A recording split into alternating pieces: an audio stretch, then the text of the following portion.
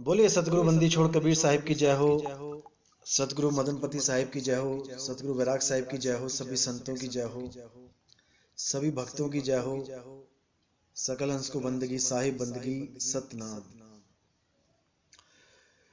तो आज जो हम जिस विषय पे बात करेंगे सवाल जवाब ही होगा। बहुत से सवाल हैं जो जिज्ञासुओं के मन में हमेशा सवाल बने रहते हैं और वो पूछते हैं। तो आज के जो सवाल हैं, सबसे पहला सवाल है, बहुत से लोग पूछते हैं कि आपका जो पंथ है वो कबीर पंथ है या मदन पंथ है। बहुत डीप सवाल है और बहुत ज्यादा लोग पूछते हैं इस बारे में कि आप मदन पंथ करते हो, लेकिन ये तो कबीर पंथ है। तो इसके बारे में बता दूं मैं आपको कि ये 101% कबीर पंथ है, इसमें कोई दो राय नहीं है। ये प्योर कबीर पंथ है। लेकिन जब हम बात करते हैं कबीर पंथ की, तो कबीर पंथ और भी बहुत सारे हैं। जैसे धर्मदास जी की जो गद्दी है वो भी कबीर पंथ कहलाते हैं।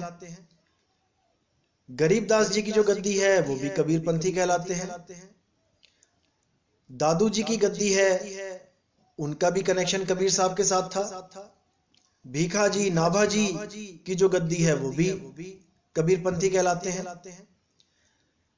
तो जब सब कबीर पंथी हैं तो हमें कैसे पता लगेगा कि हम कैसी साधना कर रहे हैं, कौन सी साधना कर रहे हैं। फिर तो सब एक हो गए। अगर एक ही कबीर पंथ है, सारे कबीर पंथ है, फिर तो सब एक हो गए। फिर तो किसी भी गुरु को धारण कर लेना चाहिए, खोजबीन की तो जरूरत ही नहीं है। जैसे कोई मान के चलो कि कार है, स्विफ्ट गाड़ी है, कोई भी स्विफ्ट गाड़ी। तो जब आप मॉडल नंबर लेके जाते हो तो आप किसी भी एजेंसी में लेके चले जाते हो मारुति की, और वहां से गाड़ी निकाल लेते हो, क्योंकि हर जगह सेम ही डिजाइन मिलेगा, सेम मॉडल मिलेगा, हर चीज सेम, एक्सेसरीज मिलेंगी, सब कुछ सेम, गाड़ी भी सेम, कंपनी भी सेम। फिर वहां पे परख नाम की कोई चीज नहीं होती है। वो तो जैसी कंपनी से ओके टेस्टेड आई है वैसी ही आपको दे दी जाएगी। लेकिन यहां पर कबीर पंथ के नाम पे इतने पंथ चल रहे हैं, इतने पंथ किसी और पंथ में नहीं है जितने कबीर पंथ में चल रहे हैं।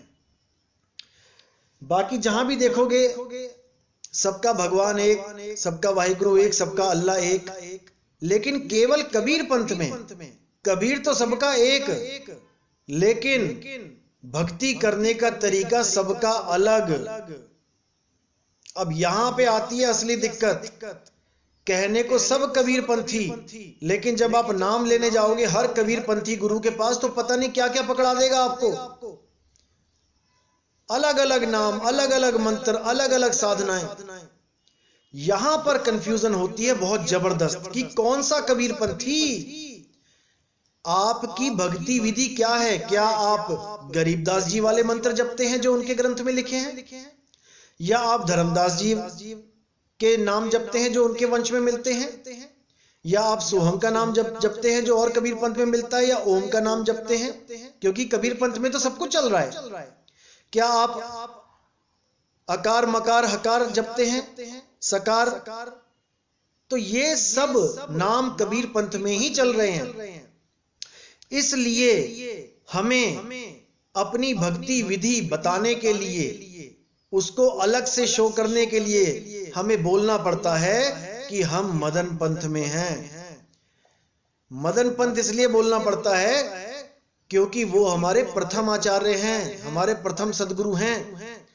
हम कभी ये नहीं बोलते कि हम दूलमपति पंथ से हैं, या हम जवाहिरपति पंथ से हैं, या हम राम सेवक साहिब के पंथ से हैं, या हम वैराग साहिब के पंथ से हैं। अगर हम बोल रहे हैं कि हम मदन पंथ से हैं तो इसका एक कारण है, क्योंकि मदन साहिब ही वो शख्स हैं जिन्होंने परमात्मा को पाने के लिए अपने गले पे तलवार रख दी थी। मौत को गले लगाने चले थे वो। क्या और कोई है इस पूरे पंथ में जो परमात्मा के लिए अपने गले पे तलवार रख सके? एक भी साधु खड़ा होकर बता दे कि मैंने कभी परमात्मा के लिए गले पे तलवार रखने की कोशिश करी। अरे भाई मदन साहिब ही हैं जिन पर दया करके कबीर साहब ने उनको आके ज्ञान समझाया, आज तभी आप लोग के पास पहुंचा है। अगर मदन साहिब ना होते तो ये ज्ञान आप तक नहीं पहुंच रहा होता। ये कबीर साहब ने उन पे दया करी है, इसलिए उनका नाम आदर के साथ लेना चाहिए। उनके नाम का पंथ बोलने से भी विचलित नहीं होना चाहिए। जैसे दादू पंथी कहलाते हैं, घीसादास पंथी कहलाते हैं, गरीबदास पंथी कहलाते हैं, तो उनके प्रथम गुरु के नाम से पंथ चल रहा है ना। जब उन लोगों को शर्म नहीं आती है अपने आप को दादू पंथी कहने में, घीसा पंथी कहने में, गरीबदास पंथी, धर्मदास पंथी कहने में, तो हमें किस बात की शर्म है भाई। असल में हमारा पंथ कबीर पंथ ही है, असली कबीर पंथ, जहां पे सार शब्द का भेद है, अकह अनाम का भेद है, नी शब्द का भेद है। लेकिन हम मदन साहिब के पंथ से हैं, इसलिए हम बाकियों से अलग हैं। कोई हमें ये नहीं कह सकता कि ये घीसा पंथी हैं, ये दादू पंथी हैं, ये गरीबदास पंथी हैं। भले ही हम सारे कबीर पंथी हैं, फिर भी हमारी भक्ति विधि उनसे अलग है। इसलिए अगर हम मदन पंथ भी बोल देते हैं तो इसका मतलब ये नहीं है कि हम कबीर साहब के विरुद्ध हो गए हैं। अरे कबीर साहब हमारे परमात्मा हैं, हमारे परम पिता परमात्मा हैं। जैसे हम सारी दुनिया में जितने भी जीव हैं, सबका मालिक एक है, सबका पिता एक है। लेकिन मेरे भाई, जब स्कूल में एडमिशन कराने जाते हो, जब राशन कार्ड लेने जाते हो, वहां बनवाने जाते हो, तो पिता का नाम परमात्मा नहीं लिखते। वहां पे कोई पूछता है तुम्हारा पिता का नाम क्या है, तो वहां ये नहीं लिखते कि परम पिता परमात्मा हमारा पिता है, जबकि परम पिता परमात्मा सबका पिता है। फिर भी हम उसका नाम लिखते हैं जिसकी वजह से हम इस दुनिया में आए हैं, अपने पिताजी का नाम। इसी प्रकार हमें शर्म नहीं आनी चाहिए कि अगर हम मदन पंथ भी कहते हैं अपने आप को, तो हम कबीर पंथी हैं, लेकिन भक्ति विधि के द्वारा हम बाकियों से अलग हैं। हम मदन पंथ की भक्ति विधि अपना के बैठे हैं, जो मदन साहिब के पंथ में बताई जाती है। इसलिए आप दोनों ही बोल सकते हो। अगर आपको नहीं अच्छा लगता मदन पंथ कहना, तो आप कबीर पंथ कह दो, कोई बात नहीं। इसमें कोई वैर विरोध नहीं है किसी के साथ। असल में हम कबीर पंथी ही हैं, लेकिन हमारे प्रथम गुरु मदन साहिब हैं, इसलिए हमें उनके नाम लेने में कोई शर्म नहीं आती भाई।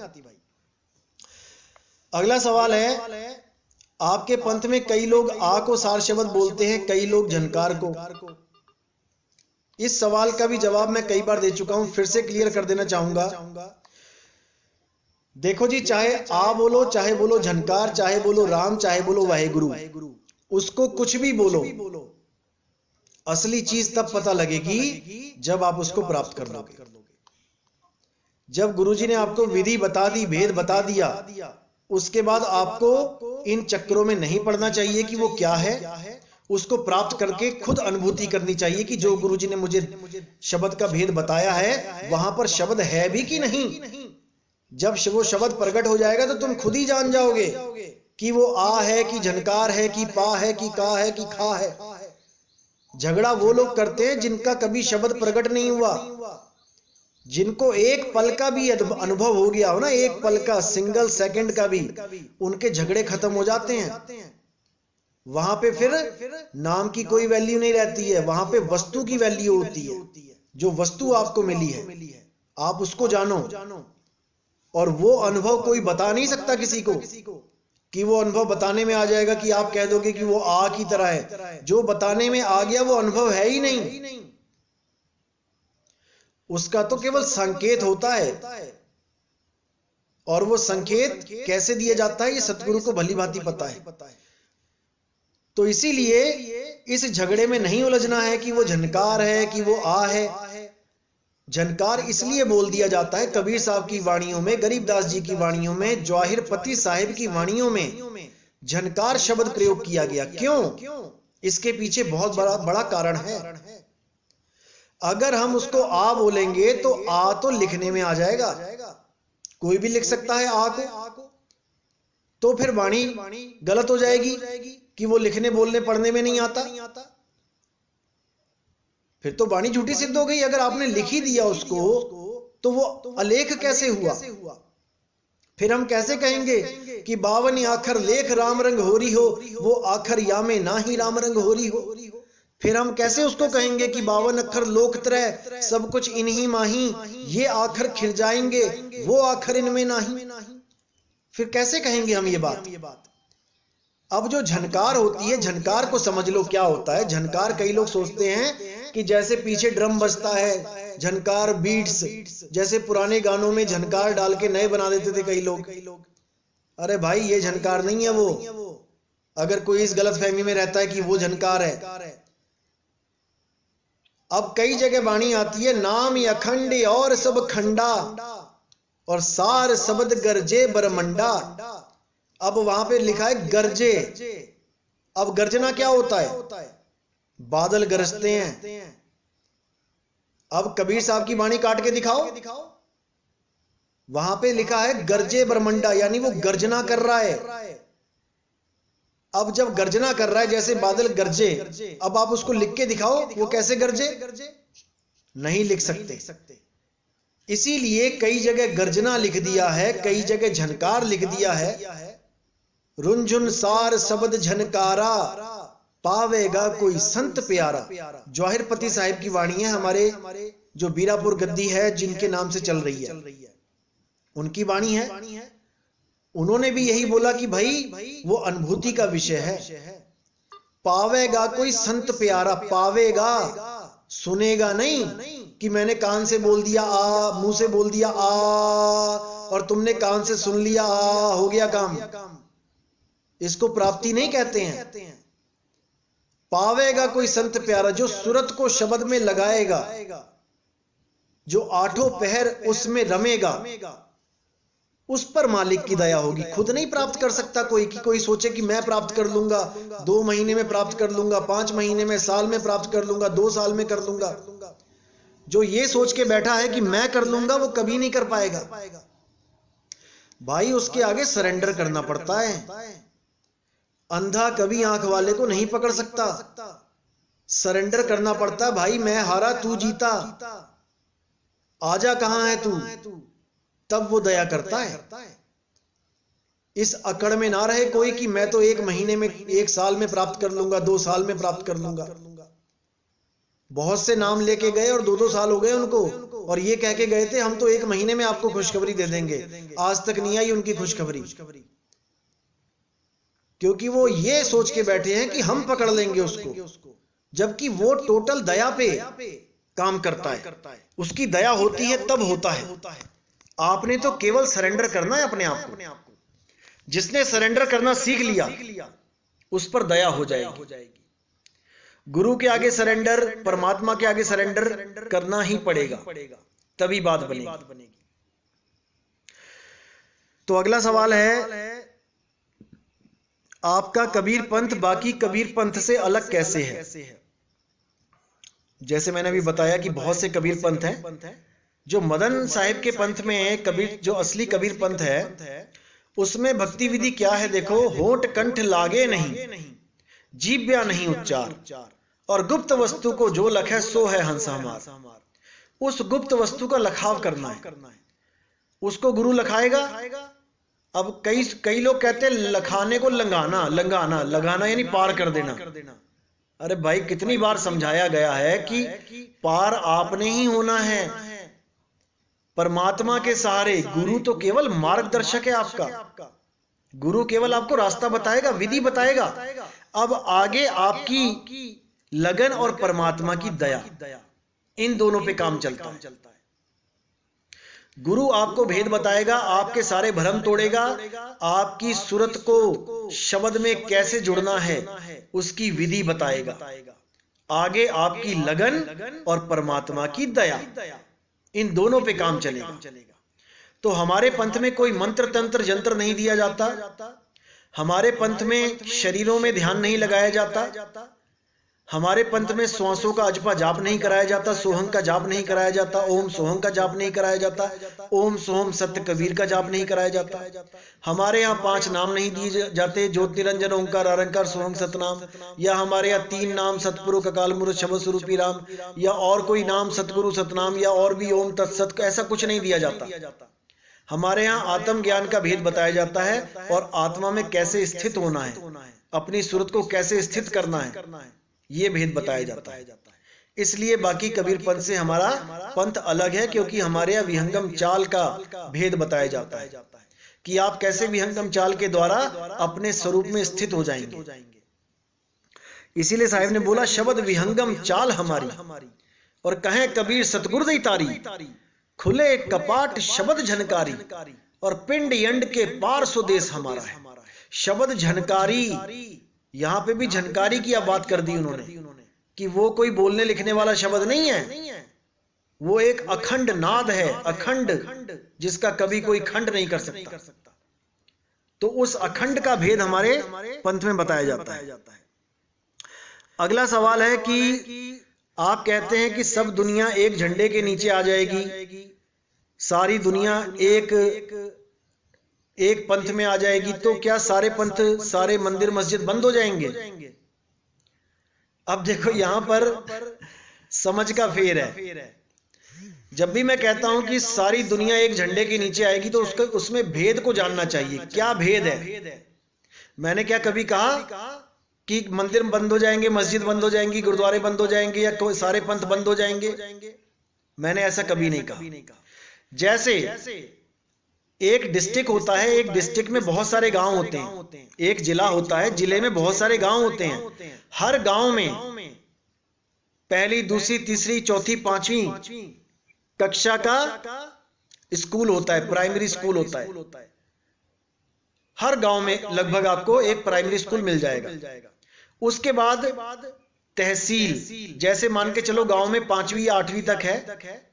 उसके बाद जो 10वीं होती है और 12वीं होती है, वो तहसील में जाते हैं फिर गांव को छोड़ के, क्योंकि गांव में 12वीं नहीं है। तो गांव वाले बच्चे, यानी कि कम से कम 100-150 गांव एक तहसील में होता है, और वो 100-150 गांव के बच्चे फिर एक तहसील में जाते हैं। अब वो सारे गांव के बच्चे कहां गए? एक झंडे के नीचे। वो झंडा कहां पे है? वो तहसील में है। अब हर जिले में 5-7 तहसीलें होती हैं। अब वो तहसीलों में जो बच्चे पढ़ रहे हैं, कॉलेज होता है तहसीलों में, कोई बीएससी, बीकॉम, कोई डिग्री कॉलेज हो गया। अब उसके बाद जो होता है मेन, कोई एमबीबीएस, कोई इंजीनियरिंग कॉलेज, ये तहसीलों में नहीं मिलेंगे आपको, ये मिलेंगे मेन सिटी में, मेन सिटी के अंदर। वो भी प्रदेश में, जैसे एक प्रदेश में जो कैपिटल है प्रदेश की, जैसे यूपी की लखनऊ है, तो लखनऊ में आपको तमाम कॉलेज मिलेंगे, जो वो कॉलेज गांव में नहीं है। अब उन कॉलेजों में पहुंचने के लिए कितने सैकड़ों गांवों में से बच्चे आ रहे हैं वहां पर। अब वो सारे एक झंडे के नीचे आ रहे हैं। इसका मतलब ये नहीं है कि वो स्कूल में जो प्राइमरी, वो गांव में जो प्राइमरी स्कूल थे वो बंद हो गए। वो बंद नहीं होंगे भाई, बच्चे तो पढ़ते रहेंगे, लेकिन आगे बढ़ते रहेंगे, और बढ़ के लास्ट में जब पीएचडी पे पहुंचेंगे, तब वो सारे बच्चे तमाम गांव में से, तमाम पंथों में से आके एक झंडे के नीचे बैठ के पढ़ाई करेंगे। तो ये जो हमारा पंथ है, ये पीएचडी का ज्ञान समझो। अलग अलग पंथों के, अलग अलग धर्मों के लोग आके अब यहां पर एक झंडे के नीचे, एक छत के नीचे बैठ के भक्ति करेंगे। इसका मतलब ये नहीं कि जो पंथ वो छोड़ के आए थे वो बंद हो जाएंगे, ऐसा नहीं है। लेकिन उन्हीं पंथों में से लोग आगे बढ़ जाएंगे, एक झंडे में आएंगे, अलग अलग पंथों के लोग। अब इस समय आप यकीन करो कि ऐसा कोई पंथ नहीं है इंडिया में जिन पंथों के लोगों के मुझे फोन नहीं आते कि भैया हमें इस पंथ से जोड़ दो। अब इसका मतलब यही है कि सब एक झंडे के नीचे आने को तैयार हैं। इसमें कोई अहंकार वाली बात नहीं है कि मैं कोई अहंकार वाली बात कर रहा हूं कि सब एक झंडे के नीचे आएंगे। अरे भाई, सब एक ज्ञान के नीचे आएंगे, सब एक भक्ति विधि के नीचे आएंगे, अलग अलग पंथों से। इसको गहराई से समझना है। तो इसीलिए बोला साहिब ने कि आगे बढ़ते बढ़ते बढ़ते बढ़ते जब जीवों को पता लगेगा कि जिस पंथ में हम हैं वो अधूरा है, उससे पूर्ण ज्ञान नहीं होगा, मुक्ति नहीं मिलेगी, तो जीव आगे बढ़ जाएगा और अलग अलग पंथों में से एक पंथ में आ जाएगा। इसीलिए साहिब ने बोला था कि सब पंथ एक ही पंथ में आके मिल जाएंगे, इसीलिए बोला गया था ये। तो अगला सवाल यह है कि कुछ लोग पूछ रहे थे कि क्या ऐसा हो सकता है कि गुरु अपनी ताकत से पार कर दे, चेले को कुछ ना करना पड़े। देखो जी, ये इंडिया है, ये महा आलसियों का देश है। वैसे तो बहुत हुनर है इस इंडिया में, बड़े बड़े साइंटिस्ट, बड़े बड़े इंजीनियर विदेशों में भी हमारे ही भारत का नाम रोशन कर रहे हैं, लेकिन जब अध्यात्म मार्ग आता है फिर बंदा सोचता है कुछ करना ना पड़े, गुरु जी कर दें। अरे भाई, गुरु को खाना खिलाओगे कि तुम्हारे पेट में चला जाएगा? फिर तो ऐसा करो कि गुरु जी भोजन करें, हमें ना करना पड़े, तब कोई नहीं बोलेगा। फिर तो गुरु जी को खाना देते ही अरे मुझे भी डालो, मुझे भी लगाओ थाली, वहां पर अपनी थाली याद आ जाएगी। लेकिन अध्यात्म में कि गुरु पार कर दे, ऐसा क्यों होता है? क्योंकि बहुत से लोग ऐसे हैं, गुरु ऐसे आ गए हैं अध्यात्म क्षेत्र में जो हमें भरमा देते हैं कि मैं पार कर दूंगा, मैं पार कर दूंगा, तुम्हें कुछ करने की जरूरत नहीं है। ऐसा वो लोग क्यों कहते हैं? क्योंकि उनको पता है कि इंडिया के लोगों की कमजोर नाड़ी कौन सी है। उनको पता है कि कहां पे मूर्ख बनाया जा सकता है लोगों को, बड़े आराम से आ जाते हैं लपेटे में। ऐसे बहुत से गुरु हैं जो कहते हैं तुम्हें कुछ नहीं करना है, बस तुम मेरी सेवा करो, दान चंदा चढ़ाते रहो, आके तेल मालिश करते रहो, पैर दबाते रहो, और तुम्हारा पक्की टिकट कटवा दूंगा मैं तुम्हारे धाम की, चिंता मत करना, मैं लेने आऊंगा तुम्हें। यही सबसे बड़ा भरमजाल है भाई। गुरु का मतलब होता है जो गुर दे, जो हुनर दे। आप भी कुछ ना कुछ काम करते हो, किसी ना किसी गुरु से आपने हुनर लिया है, वो गुरु आपके साथ बैठ के काम नहीं करता है, उसने अपना हुनर दे दिया, अब आप खुद समर्थ हो जाते हो। आप बिना गुरु के भी उस लक्ष्य को प्राप्त कर लेते हो अगर आप निपुण हो गए हो तो। जब तक आप गलतियां करते हो, गुरु आप पे पूरी नजर रखता है, आपकी हर गलती को सुधारता है। जब उसको लगता है कि हाँ भाई अब चेला बिल्कुल निपुण हो गया, वो क्या कहता है, जा बेटा अब कहीं और दूसरी दुकान खोल ले, अब तू जा और कहीं अपना गुजारा कर। तो इसी तरह जो आध्यात्मिक गुरु होता है वो आपको क्या करता है, आपको शब्द से सुरत जोड़ने की विधि बताता है। वो कभी ये नहीं कहता कि बेटा मैं भक्ति कर लूंगा तेरे लिए, कभी नहीं। जो ऐसा कह दे उसके तो पास भी मत बैठो, वो भटका देगा तुम्हें। इसलिए साहिब ने बोला, एक डाल दो पंछी बैठे, एक गुरु एक चेला, और गुरु की करनी गुरु भरेगा, चेले की करनी चेला करनी भी भरेगा और भक्ति भी करेगा। गुरु भी भक्ति करता है भाई, चेला भी भक्ति करता है। अगर गुरु ही सबको पार कर दे तो गुरु को भक्ति करने की क्या जरूरत है, वो तो पार ही बैठा हुआ है। लेकिन गुरु भी साधना करते हैं सारे, क्योंकि उनकी साधना उनके साथ है, शिष्य की साधना शिष्य के साथ है। इसलिए इस गलत फहमी में कभी नहीं रहना है कि मुझे गुरुजी पार कर देंगे। पार करने वाला शब्द गुरु है। शब्द गुरु से अरदास करो कि मालिक हमें बंधन छुड़ाओ हमारे, देखो वो पार करता है तुम्हें। लेकिन सच्चा प्रेम करो शब्द गुरु से, सच्चा प्रेम, निर्मल प्रेम, उसमें कोई दुनियावी चीज नहीं आनी चाहिए बीच में कि हे परमात्मा मैं आपको बहुत प्रेम करता हूं लेकिन मेरे बेटे की बीमारी ठीक कर दो। हे परमात्मा मैं आपको पाना चाहता हूं पर मेरे घर का लेंटर चोरा, ये इसका जुगाड़ करवा दो कैसे। हे परमात्मा मैं आपसे प्रेम करता हूं, मेरे बेटे की नौकरी लगवा दो। यहां पर यह काम खराब हो जाता है। वो आपके बिना बोले ही जानता है कि आपको क्या चाहिए क्या नहीं। बिन बोले सब कुछ जानदा, किस आगे कीजे अरदास। लेकिन हम उसको एक बच्चा समझ लेते हैं कि उसको बिना बोले पता नहीं लगेगा। जैसे हम अपने बच्चे को, कोई बच्चा घर से निकलने जा रहा हो तो हमें पता होता है कि वो घर से बाहर जा रहा, हम कहते हैं ध्यान से जाना। कहने का मतलब कि जब तक मैं ये नहीं बोल दूंगा ध्यान से जाना, वो अपना ध्यान नहीं रख सकता। हमने बच्चा समझ लिया परमात्मा को कि हम जब तक बोलेंगे नहीं वो सुनेगा नहीं। यही हमारी गलतफहमी है, यही हमारा सबसे बड़ा जो हमारी भूल है। वो घट घट की पटपट की जाने, वो सब जानता है, बस उसके आगे सरेंडर करना सीखो कि तेरा भाना मीठा लग गया, जो हो रहा है होने दो, बस पानी की तरह बहते चले जाओ, फिर देखो क्या आनंद आता है परमात्मा में। बस उसको याद रखो, सारे काम करते चलो और उसको याद रखो, उसको एक पल मत भूलो, बस उसके बाद देखो कि क्या आनंद है जीवन में। ऐसे जिंदगी की गाड़ी चलेगी कि आपको पता भी नहीं लगेगा कि मैं जी भी रहा हूं कि नहीं। इतनी स्मूथली चलेगी लाइफ आपकी, सारे झंझट सब परेशानियां खत्म, बस असलियत में आके जियो एक बार, असलियत में आके। तो आज का सत्संग यही समाप्त करते हैं। बोले सतगुरु बंदी छोड़ कबीर साहिब की जय हो।